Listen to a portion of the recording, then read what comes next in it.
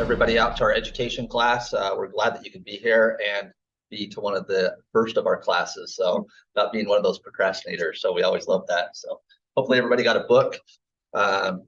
This is the book that we'll be working from today for all of the updates that we had for this legislative session. My name's Adam Jones. I'm with Independent Dealer Solutions. Glad to be here with you and share some information about what happened on legislative updates for this year. So if you want to open up your book to the table of contents today, we've broken this out into a few different sections. We'll cover each of these today. We're first going to cover under our motor vehicle sales bills, followed by our license plate and registration bills. And as always, there's always seems to be some type of license plate bill that comes up during the legislative session. So we'll cover those, as well as a few things related to emissions and safety, followed by some franchise stuff for both new and RV dealers. So if anybody's a new car dealer or an RV dealer, we'll have a few things that we're going to address there. A couple things in regards to towing, some various miscellaneous bills on various topics, followed up by just some updates on rule changes and other updates, both locally and federally. So if you want to turn over to the next page, first of all, if you're not familiar with IDS, what we do, we provide a lot of forms and supplies to the dealers, and then we also have a title and registration service. I think a number of you that are here today have taken advantage of our title and registration service, and we appreciate that business. That's part of what we've offered for a lot of years, and feel like that's a great service that can help out the dealers. So if you have questions in regards to titling and registration, please let us know. I know that with each of our in-person classes, we're also offering a basic title and registration class where we're going to hit on some tips and tricks for the title and registration, and we'll be doing that at the end of this class as well too. So again, just thank you for being here. As always, one of the things that we always talk about whenever we have a group of dealers getting together is just our antitrust. That's just a way to make sure that we are discussing things that are appropriate. We're not talking about things that are boycotting, price fixing, things of that nature. So we always include that in our education book, is information on our antitrust statement. So we'll make sure we're following along with that. The other thing that we've also included here is our copyright infringement information. We know that a lot of people utilize our forms. We appreciate those forms, put a lot of time and effort into those forms and your utilization of those. We want to make sure that they're always up to date. We've had a number of dealers reach out to us recently about getting those included in like DMS systems and things of that nature. If you're in that situation where you want to have those included in a DMS, please reach out to us. And if you can provide any information for us about who that DMS provider is or contact information, we can work to make sure that that gets included in your DMS, either for the impact print or for laser print. So we're working with a number of providers right now in order to do that. But we just remind you that those are a copyrighted form. And that's the reason we do that, is to try and keep those as most up to date as we can for you as dealers and protect you as much as we can. If you turn over to the next page, it includes our industry resources and partners. Has our list of our 3 offices, our main office here in Midvale, as well as our 2 other offices, one in Ogden and one in Orem. They're there to provide any of the forms, supplies, as well as our title and registration service that's available. For those that aren't aware, we've also started up on a pickup service as well too. So if you're especially along the Wasatch Front area and you want us to come and pick up plates from you, we can pick them up on a certain day of the week and then bring them back at the end of the week as well, or the next week for you as well. So that's a service that may be of benefit to you. Unless you need them same day, we still offer that great same day service where you can bring it in and even wait for those transactions to be completed while you're here. So a couple of the resources that we provided there is attorneys. There's 2 attorneys that we've listed in our education book. We're not attorneys. We want to make sure that you're always thinking about that when it comes to your business. Whatever the need is, there's a lot of opportunities in your business for different things, but make sure you consult with an attorney on the things that you are doing within your business. So we have included a couple contacts there of attorneys, Brian Fishburne with Fishburne and Associates, as well as Richard Madsen with Ray Quinney and Nebaker. Both are great attorneys that have worked in the automotive industry for a lot of years, and they understand the business very well. So if you're looking for somebody that needs some help with on whatever the transaction is or issue that's going on, reach out to one of those 2 different organizations and attorneys, and they can help you out. The other one we've listed here is also Curtis J. Vernon Insurance. They're one of our insurance partners and one of our sponsors for education. One of the reasons why we're able to keep our education costs low for you as well this year. They're a great insurance company. They're located up in Bountiful and do a great job have helping you in the insurance side of things for your business, or even on the personal side, they can help you out as well too. So those are just a few of the resources that we have available to help you out. If there are other things that you're looking for in your business, whatever it is, we have the resources to help you out, or at least find that resource and get that information to you as quickly as possible. With that being said, we're going to jump right into our bills and updates for this legislative session. We're going to start with our motor vehicle sales bills on page 1. This is the Vehicle Sales Amendments Bill, SB 172. One of the areas that's always been kind of a gray area for car dealers is what happens when you have an online sale or a sale from somebody that's outside of the state of Utah. And there's always been this kind of gray area because it hasn't really been discussed in the automotive code as to how you handle those. Senator Don Ipson, who's from down in Washington County, helped us with this legislative session and proposed this bill, SB 172, that will allow a licensed vehicle dealer to sell a vehicle to a buyer without the buyer being required to appear in person. That's always been kind of one of those tough areas of how do we handle that. So this bill talks about that. As you're looking at the language here that's included in our book, you'll notice there's a few different things to be aware of. If you see something that's underlined, that means it's a piece of the language that's been added to the code. And if you see a strike through, it'll be something that's been removed from the code. So we're going to hit on a couple of the things that have been added to it. For this particular area, there wasn't really much that was taken out. It was just an add to it to help clarify how an online sale is done, or somebody that's out of state, to help clarify that. You'll also notice with the bills that we put an effective date, and it's going to be off to the side in the margin. We always put an effective date. Most of the bills are going to have an effective date of May 3rd, which is 60 days following the legislative session. It could be that, or it could be a specific date outlined by the legislative bill, or upon a signature by the governor. Those are typically the three ways that we have a signature we have a bill that's been updated and the effective date for it. So again, on this bill, SB 172 allows for a person to purchase without appearing at the place of business for the dealership. That's always been a question of how do you sell away from your dealership? You can't really still sell away from your dealership, but you can provide that paperwork to be sent to the customer either electronically or physically, have them sign it, and then have them return it back to you as a dealer, and then you can then sign it. It does specifically say that you have to complete that signature at your place of business. You can't be doing that at your home or other places. If you have an electronic signature at your business, you could utilize it that way. And so this helps to fill that hole and make that from a gray area to really a more of a black and white. The other specific things that it outlines here in this bill, and if you look down towards the bottom, is you can collect the payment electronically as well, the signature electronically or in person. But then the delivery part has two parts to it. The first part relates to new motor vehicles, and the second relates to used motor vehicles. So if you're a new motor vehicle dealer, you can have that delivered to the home or place of business for that individual, or if you have multiple dealerships, at one of your other dealerships. And then for a used car dealer, which I think most of you in the room here are, that can be done. And it says here in item B, a used motor vehicle to a buyer at a location mutually agreed upon by the buyer and the dealer. That could be a home, it could be another business, it could be wherever you need to go to deliver that, but it just needs to be mutually agreed upon by both parties.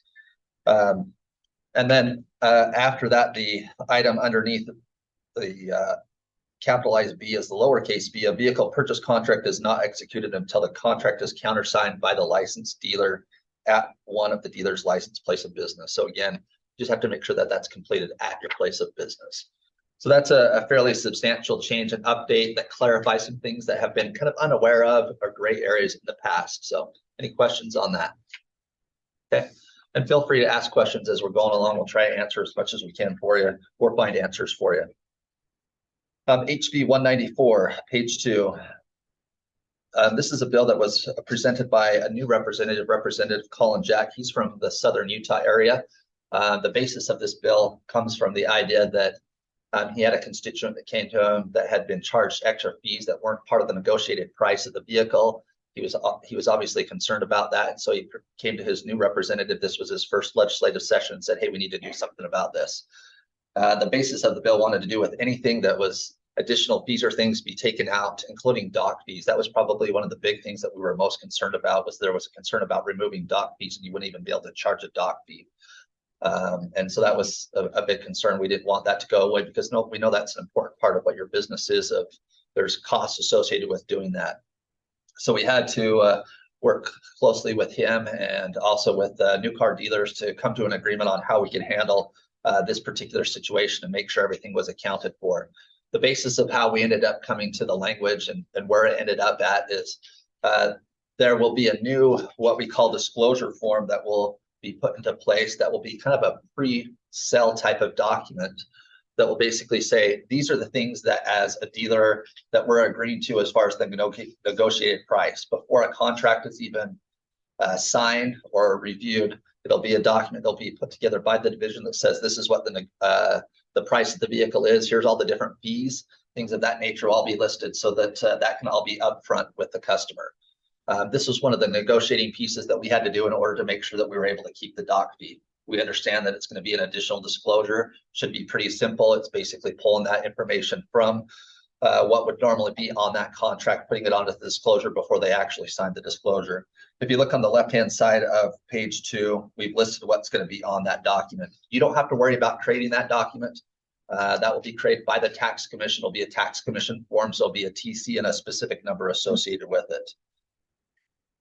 If you get your forms from us and you have those in 2-part or 3-part options, we will most likely have that form available once it's available to us. But that form will have the negotiated sell price, if there was a trade-in, what the negotiated trade-in value is, an itemized list of the taxes and fees, the temporary permit fee, registration fees, the documentary fees, which are your dealer doc fees, and then sales tax. And then we also added in there any other fees that may be needed, whether it's based on state statute or federal statute as well, will all be needed to be included in that document. That should be outlined pretty simple for you to complete. We will work with as many of the DMS providers we can to make sure that's maybe pre-populated into those systems as well. That will have to be signed and completed before you actually sign the contract with the customer. It doesn't specify in the law where that has to happen at. It could be immediately before the contract. It could be an hour before the contract, whatever, the day before, whatever, but it just needs to specify out. And then your contract has to coincide with what's on that particular document. The next few pages list the details of that particular form. Going into page 4, it lists the transaction disclosure and what's going to be required to be in it. I won't go through all of that in detail. But that list that I had on page 2 to the left-hand side basically says what's going to be in there. Again, you don't have to worry about creating that form. It'll be created by the division, by the tax commission, and then will be available. They initially wanted to have that form and this bill go into effect in May or even June, and we pushed that back so it's at least beginning with the licensure cycle of July 1. So be watching for that over the next couple of months that form will then be available, hopefully. If for some reason the tax commission doesn't have that available, they'll most likely push the implementation back on that until it becomes available, or we'll try and work with the tax commission to see if we can help them in creating that form.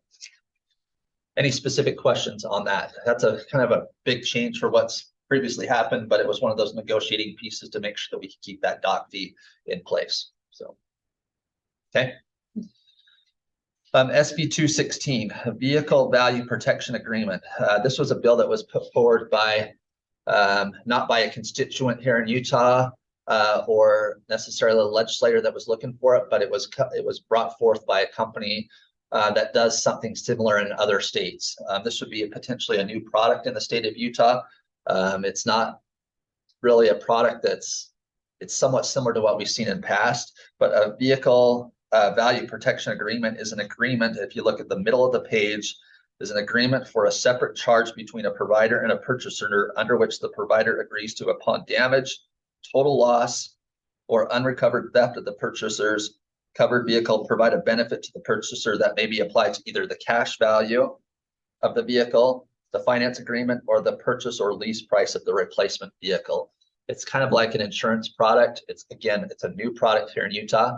I've only seen it in a couple states, one of those being Texas. I talked with some of the dealers and administrative people in Texas, and they told me that there is a provider that does that in Texas, but there's only one and it doesn't get utilized a whole lot. It's really not going to affect you unless you have somebody come in that brings this product into your business because it's like an insurance product. So it's done by a company. They have to have the assets just like an insurance company in order to offer this product. But we wanted to make you aware of, that this product could be seen in the coming days or weeks. Here in the state of Utah, we haven't seen it yet, but it was obviously pushed by the company that's pushing this in other states as well too. It did pass and goes into effect May 3rd for this particular language. We included the language specifically for this because it creates a whole new section on the coming pages. You can see there's obviously a lot of underline in there, but there is some specific things that dealers just need to be aware of when they see this product come into place in the state of Utah. The first one, probably on page 9 towards the top, letter or number 5 says a finance agreement or vehicle purchase agreement may not be conditioned on a purchaser entering into a vehicle value protection agreement. So just because somebody's purchased the vehicle doesn't mean they have to enter into that agreement. So there's a few of those kind of things that are covered in this language to protect the consumer, protect the dealer, and also make sure that the provider of this particular product is doing it the right way. There's some requirements for them for what they need to have as far as assets and things of that nature as well too. Obviously that won't apply to you specifically, but as we see those products available in the state, we'll want to make sure, and IDS will do that as well to make sure that they are properly registered here in the state of Utah to do business the right way. They have to go through their proper channels to make sure that they are okay to do business here in the state. Okay, I won't hit on all the details of that. Again, that whole section that I included there is all the language for that particular new section or act that was added into the code. Okay. For buying and selling? Yeah. So it's mostly going to be similar to like the best way I could describe it would be like an insurance product, almost like kind of like a gap insurance policy, but it's not really a gap insurance. It's going to cover the vehicle if a certain situation happens where there's a total loss on the vehicle or something that causes that consumer to not be able to make the payments or things of that nature is really what it's going to come into play for. Again, it's a new product. It hasn't been seen here in the state. The state that's probably closest to us that we've seen it has been in Texas, and it's just been used minimal there at this point. It was really pushed by a company that was trying to bring that product into other states. So we're seeing that not only here, but in other states as well too. Okay. All right. Moving along to license plates and registration. This is page 14. There's a number of bills related to license plates and registrations, and hopefully this will maybe be the last year we'll have a lot of these particular things, and we'll talk about that here in a second. So the first one is trailer registration amendments, HB 340. This is a bill that was brought forward by a representative and his constituent that was asking the question, why do I have to have my car that's registered, the individual, my single axle trailer that's registered, and also the units that are on it, the side-by-side or four-wheelers also registered.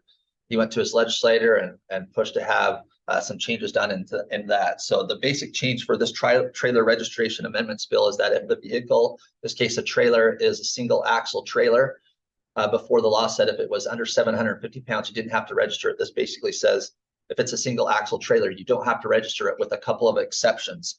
Those couple of exceptions include if it's a commercial use or trailer designed and used and maintained for hire. And then also if it's a travel trailer, camping trailer, fifth wheel trailer, that's more than the 750 pounds, those still would be required to have those registrations done. So basically, if it's a single axle trailer, you don't have to worry, okay, look at the tag. Is this under 750 pounds? Oh, this one's 900 pounds, I'm gonna have to register it. That doesn't have to happen anymore. If it's a single axle, again, unless it's the commercial used for hire or an RV type of trailer, those are the exceptions to the rule, okay? SB 85 license plate requirement amendment. This is a bill that takes care of some issues in regards to reflective plate face.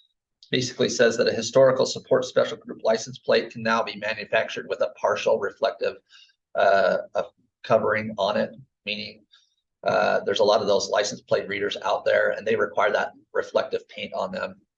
We're seeing advances in that, and so this says that these new plates that are coming out don't have to have a completely full reflective. It can be a partial reflective, meaning like the numbers can be reflective and not the rest of it as well too. The other part that included in this was also prohibits an individual from securing a license plate with a tinted cover. We've seen a few of those around. I'm sure you have. As you're driving around, you can't put those tinted covers over your license plate. That just was more of a safety issue that was raised by Highway Patrol being able and other police jurisdictions to make sure that those plates can be seen. Again, it's not going to relate specifically to you, but it's just a good reminder to remind the customer of those type of things as you're seeing them. HB 55, off-highway vehicle registration requirements. During last year's session in 2022, there were some changes made to off-highway vehicles, particularly as side-by-sides, that before they didn't have to have a plate on them. They last year added that there was going to be a plate registration for them. So if you've seen those, they're a smaller plate, like the motorcycles, they're brown, kind of tan color. Those were added in for off-highway vehicles. When they did that particular bill, they forgot to exempt out snowmobiles who happen to fall under that off-highway vehicle side of things. So nobody wants to have a license plate on a snowmobile, so they went in and did some fixes just to change that, so that is not required on the snowmobile. That bill actually is retroactive as well too. So if you registered a snowmobile beginning in January up until this point, the system really wanted you have a plate listed with it. Those plates weren't issued to the snowmobiles, just the sticker. This just goes back and fixes that. Again, though, any of those off-highway vehicles, those side-by-sides that are not going to be street legal, now will have that plate. Again, that's a brown tan colored plate, a little bit different from the on-highway, which are more like the regular arches and standard plates. Okay. Going along with the off-highway vehicles, HB 200 is a bill that helped clarify a little piece in regards to trailering off-highway vehicles that haven't been registered. In the code, it specifically stated that if an off-highway vehicle or other type of vehicle that's being trailered is not registered, it could be cited for improper registration. That was fixed so that now if you're trailering a vehicle, whether it's off-highway, motorcycle, snowmobile, and it hasn't been registered yet, you're not going to get cited for that. You're obviously going to get cited if it moves off of the trailer and you're using it for that recreational use. But just trailering it doesn't require to be registered for that trailering purpose. And then the bottom of page 14, the Clean Fuel Vehicle Decal Amendment, HB 458, was a simple cleanup. If you've had the Clean Fuel Vehicle decal before, it was to be affixed to the vehicle. There was a specific decal that needed to be affixed to the vehicle. That no longer has to be affixed to the vehicle. Obviously, the registration and things of that nature show the details of that clean fuel vehicle. So that doesn't have to be on the vehicle anymore. Continuing with some license plate registration amendments on page 15. Motor Vehicle Registration Amendments, SB 13. Basically repealed one of the plates. It repealed the Honorary Consulate Special Group License Plate, which really wasn't being used. So it eliminated that. It also made a couple changes on how the accounting was done with some of those registration and reinstatement fees for license plates. But that's the biggest thing, is it took care of the Honorary Consulate Special Group License Plate and removed that. So one less special plate that you have to worry about with your customer. However, the next one, SB 92, added an additional plate. So we lost one, we're gaining one back. And this is one that was created for the Great Salt Lake Preservation. It's a new license plate for the Great Salt Lake. That's been a hot item of discussion at the legislature this year, is how do we help preserve the Great Salt Lake and how that affects our environment and other things. So there was a group that created the Great Salt Lake Preservation license plate. So you'll see that as a new plate. So again, another year where we have a new plate. The nice thing is HB 26, which is the next bill, actually made some changes to that hopefully this will be one of those last plates that we have to see in a legislative update. HB 26 was a bill that was put together by Representative Thurston down in Utah County about changing how special plates and even personalized plates are handled within the state of Utah. The previous process for specialized plates is it had to go to the legislature. There was specific requirements that need to be had of, pre-approved so many plates, things of that nature, and then it had to be approved by the legislature. So this bill actually took it out of the hands of the legislator and put some things in place to say, if you want to do a new license plate, great, here's the process, and it's just submitted to the tax commission. And as long as they've met the requirements of what's in there, then they can create that new plate. So hopefully we won't have to see all these additional bills in the future of all these new license plates, whether it's Great Salt Lake or whatever else, whatever it is. So we know that there's a lot of them out there. It doesn't change any of the plates that are currently out there. The only thing that will change with the current specialty plates out there is if they don't continue to meet their requirements, they could go away. And then in order for them to come back in, they would have to go through this new process as far as getting those new plates. Okay. The couple other things with that bill is it reiterated their processes for the standard issue plates. There's basically 4 standard issue plates that are allowed, and there's some specifications as to how the government has to go through the tax commission to select those plates and the time of length of those specialty plates. So again, not a major issue for you as a dealer, but just to be aware of those changes on how those plates are being done. Okay. All right, moving along, page 16. These are emissions and safety inspection amendments. Most are not going to have a major impact and are mostly just cleanup. Modified car emission requirements, SB 264. There are cars out there that are called restored modified vehicles. Basically, it's a car that's an older car that would meet like a vintage car type of classification that somebody's gone in and restored, put new engines in, new mufflers and things like that. They can then be categorized as a restored modified vehicle. And if they are modified as that, then they would meet the emissions requirements and would need to have emissions done on those. There's probably not a lot of those, but they do happen where people want to have that noted in the system so that it is gone through for emissions. So that specifies that in there and also prohibits a county emissions program from refusing to perform the emissions for those vehicles. They were seeing that there were some counties out there that would just look at the vehicle and go, oh, well, that was a 1965 vehicle. It was not needing emissions, but because it had the new engine, new transmission, new emissions, everything in it, it really needed to have that process done on it because it becomes now this new restored modified vehicle. So this specifies on the registration that that's the type of vehicle it is, and then prohibits the county from not performing that emissions. One thing in regards to emissions that was brought up that didn't pass is HB 95. It didn't go very far, but I think we should just kind of be aware of these are the type of things that do come up during the legislative session. This was a bill that would require during the emissions inspection to inspect for noise compliance, making sure that the vehicle is not too loud. Whether we care about this or not as a dealer is probably irrelevant, but this is just the type of thing that comes up during the legislative session and why it's important to make sure you know who your legislator is. Whether you like the loud cars or don't like the loud cars, this is the things that come up. And we'll continue to watch these type of things, whether it's loud cars or modified emissions or whatever it is within the state. So, but that bill didn't pass, but that could be one of those things that could come up in future legislative sessions, whether you have an opinion on it or not. And then lastly, in regards to safety inspection, HB 49 actually just removed the Motor Vehicle Safety Inspection Advisory Council. We obviously haven't had the safety inspection program as far as the official registration requirement within the state for a number of years. This has been around for quite a while, this council, and hasn't been used in a number of years, even prior to the safety inspection program going away. And since it hadn't been used, they simply just removed the council because it wasn't being used. So again, no particular update for the dealer to be aware of, but just changes in the automotive area. Next, page 17, just again, a reminder about insurance with Curtis Vernon Insurance provides some great service there.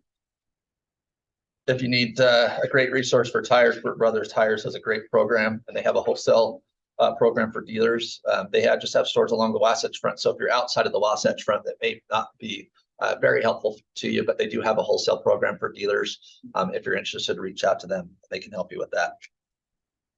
All right, moving into RV and new dealer franchise. SB 90 is a bill that was mainly put together by the New Car Dealers Association in trying to help with things in regards to warranty work for car dealers, and also RV dealers fall under this category. One of the issues has been warranty work and how a dealer gets paid for that.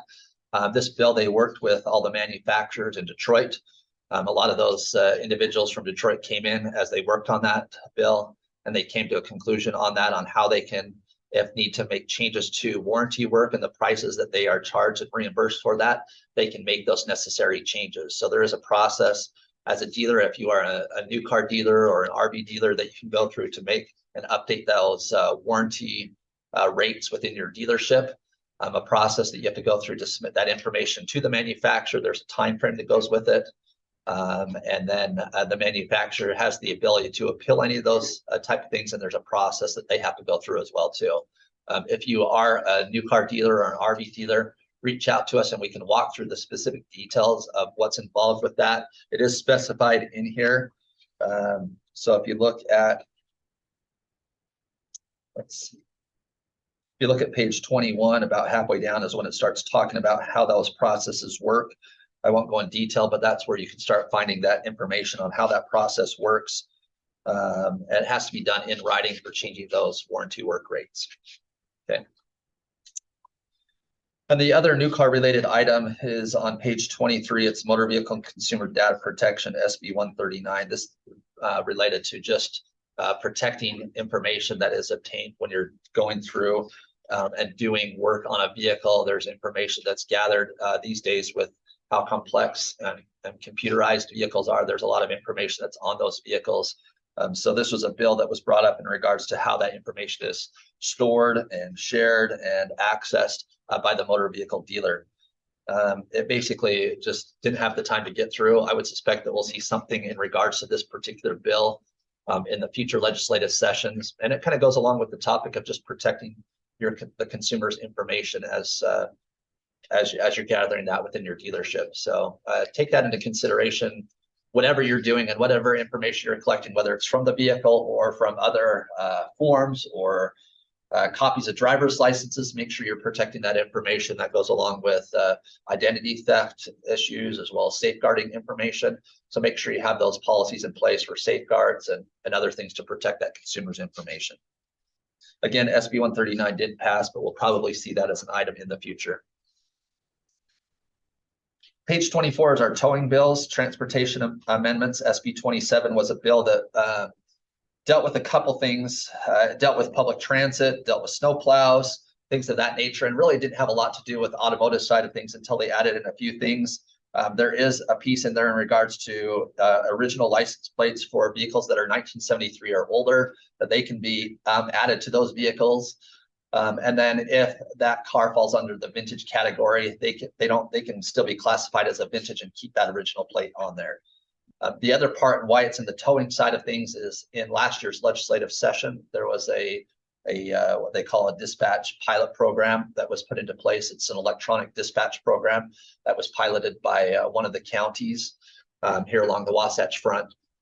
And they basically took that pilot program and pushed that into a permanent program. It basically says that instead of having those dispatch places to pick up the phone and call the dealer, are you available for this tow? Are you available for this tow? They could just, through an electronic process and an electronic program, be able to submit that information out to the towers that are available, and then the towers can then select that program. It was brought up to us just because there was some concern about how much these vendors would be able to be charged or excuse me, charge the towing companies for the use of this dispatch fee, because there is a dispatch fee with each time that system is utilized. So we did watch that just because there are a number of dealers that also are towers. We wanted to keep that as reasonable. It's not a high cost. We don't want to see that being exposed as a large consumer piece. So we worked closely with Highway Patrol, with the Towers Association and others to make sure that that was a reasonable fee. And so there is some processes in place to make sure that that does not get out of control, but it is a permanent program for that dispatch program within the state of Utah now. So it can be used by other dispatch areas. And then HB 435 was a bill that didn't pass, but we'll probably suspect that we'll see it coming up in future legislations. Basically created a distinction between a tow for impound purposes and a tow that's initiated by law enforcement, and some separation on things that would potentially happen with that. And obviously those are two different types of tows and can have other consequences involved with those, whether that's lien holders or other things. So that's why we watched that. That came up late in the session, and that's why we didn't see any process with that happening during this legislative session. But if you are in the towing industry, have a tow company associated with your dealership, reach out to us so that we can make sure that we're aware, one, that you are a tower, and how we can help to make sure that your interests are protected in regards to those towing issues. All right, page 25 deals with leased tangible personal property. It's SB 14, and really it deals with when a vehicle has been a leased vehicle and goes from being leased to being purchased, and out of that lease and into the customer that was actually leasing it, they're now purchasing it.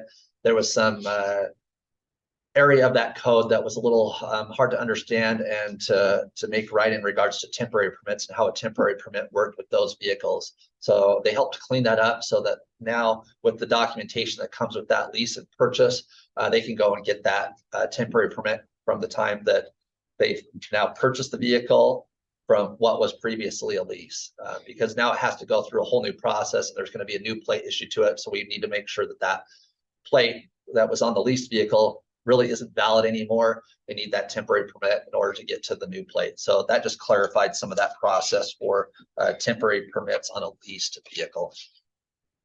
Okay. The next page and a half are bills that basically didn't pass, but we wanted to make you aware of.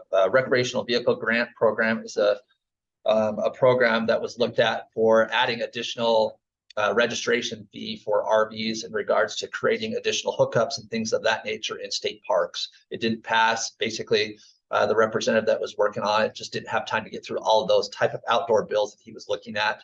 It could potentially be a good thing with the number of RVs that are sold in the state of Utah and the number that are available and the needs for hookups in a lot of the state parks and expanding that. We didn't have necessarily a preference of which way that bill went, other than from the dealer side, we have to pass those things along to the consumer if there's an additional fee. In this case, it was looking at a $25 fee additional on that registration for RVs. Motor Vehicle Insurance Amendments, SB 131, was a bill that looked to increase the minimum motor vehicle insurance coverage from 15 to 50,000 for property damage in an accident, from 80 to 100,000. That for you as a dealer would only come into play if you're a lien holder and you're insuring that vehicle as well. You might be the lien holder and providing the insurance. Hopefully, maybe the customer is providing that insurance, but you have to. Then you need to know that those things could potentially come up of changes in insurance.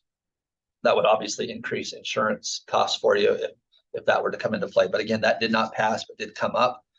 Vehicle Tracking Amendments, HB 445, was a bill that dealt with employers that are tracking vehicles. Obviously, we didn't have a say in that side of things, but we watch it in regards to any dealer that also is a buy here, pay here dealer that may provide tracking devices on their vehicles to make sure that that would not interfere with anything that was done with a buy here, pay here type of situation where you're tracking that vehicle. Motor Vehicle Tax Amendments 417, HB 417. This dealt with county tax on rental vehicles and how they could potentially review that. So if you're in the rental market, there could be some things that could be seen in regards to that, but nothing came up that. You'll see the HB 417, a larger number, man, it came up further back in the legislative session, and that usually is a good indication of how well it's going to go in the legislative session. A later number oftentimes means it may not get through just because of time. So that didn't pass. We also saw a bill that wasn't even numbered on catalytic converter amendments, and then also on motor vehicle rental tax modifications. Just real quick, are you guys still seeing issues with catalytic converters on your lots? Anybody's had those issues lately? I haven't had anybody reach out to us lately on it, but just curious if you're still seeing that or hearing of that. Right, perfect. There was a bill passed, I think it was last year, that helped with some of that and the police jurisdiction on how they can enforce that and go after those people. So hopefully that has helped that situation. And it's good to hear that we're not seeing it as much. Page 27, we did add a couple things in here that are a lot of times just reviews of what we've seen in the past. The first one is under dealer documentary fees and the changes that went into place with that. If you took our class early last year, you were made aware of changes for the dealer documentary fee. If you took it later in the year last year, there was an additional change that happened. So last year, there was actually 2 changes to the dealer doc fee signage.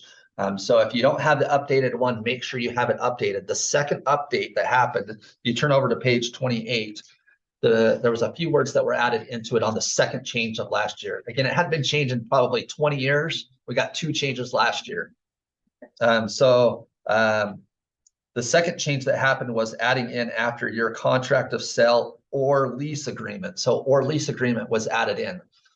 So we know that there are dealers out there that do leases, and so that was needed to be added in. So we added in or lease agreement, and then further down, related to the sale or lease of your vehicle, the or lease was added in down there as well too. So just make sure that you're utilizing the correct language for your dealer doc fee. If you need a new sign, we have some out on the counter as you're leaving, or if you want to email us, we can get you a new copy of those as well too.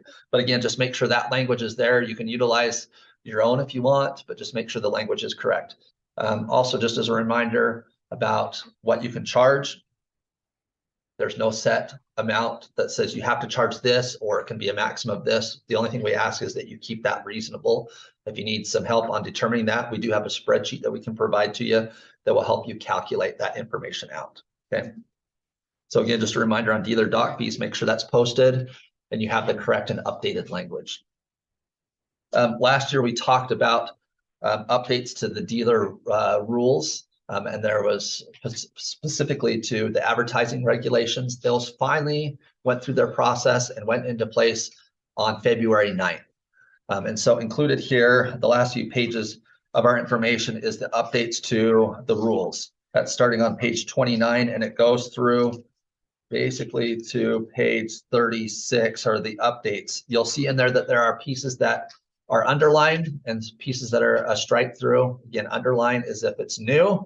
Strike through is stuff that's been removed. There was a lot of cleanup in there. So as you're reading through that, make sure you just know that sometimes it's just going to be a cleanup. It's probably something that's already been in there. But there are a few new things that you should be aware of. So make sure you take some time to review through those and understand what those new things are. A couple things maybe I can just hit on real quick. And this is on page 29 down towards bait, which is letter B, bait advertising, and the little letter I, except as provided in subsection 2, a motor vehicle advertised at a specific price shall be in the possession of the advertiser at the address given. There is a specification about what that means as far as in possession. If you go down to little letter 3I, used motor vehicle, which is just a couple paragraphs down, a used motor vehicle that is in transit to the advertiser at the address given is considered in possession of that vehicle. So it doesn't have to be physically there, but you have to have possession of it, whether it's on a transport or you're driving it. That's considered in possession. You do need to provide at those kind of situations, if asked, proof of that ownership of that vehicle that you've purchased it. Okay, so that's a good example of something new that's been added in. Things in regards to pictures, if you're using pictures, it has to be similar make, model, as well as accessories and things that are added onto that vehicle. If you're using a non-actual image of that vehicle, it could be a manufacturer image or things of that nature. So those are some of the things just to be aware of. And then the last piece I just wanted to add in here, just as a reminder, and hopefully you've all well, actually the last two things, stolen vehicles. If you're having stolen vehicles, just a reminder to make sure you report those to a motor vehicle and also to the local police jurisdiction and to your insurance company. Those are the three places you'll want to report those immediately. And also the same goes to play if you have a license plate, a dealer plate stolen, make sure you report those to motor vehicle and your insurance company as well. Okay. And then the last thing, just as a federal reminder, again, odometer rule changes that went to effect a few years ago. We still have people that kind of forget about that. That went from a 10-year exemption to a 20-year exemption. So we included the chart in there as to what years are required to for those odometer disclosures to continue and which are not. So just make aware of that. Those are all the updates we had. Like I said, it was fairly quiet this legislative session. I would encourage you, if you don't know your legislator, now's a good time to get out and know your legislator. You can find out who your legislator is if you go to the legislative website, le.utah.gov, and that will give you the details and information on who your legislator is. You can put in your address and find all those details out. Any questions from anybody? We tried to keep it quick for you. That was 45 minutes. Those that are going to stay for the title side of things, I have Tim coming up and he'll go through the basics of that. If you aren't staying for that, you're free to leave as far as that is concerned, and we will have the information for your education requirement into the system probably by the end of the day today, showing that you completed your education. So any other questions?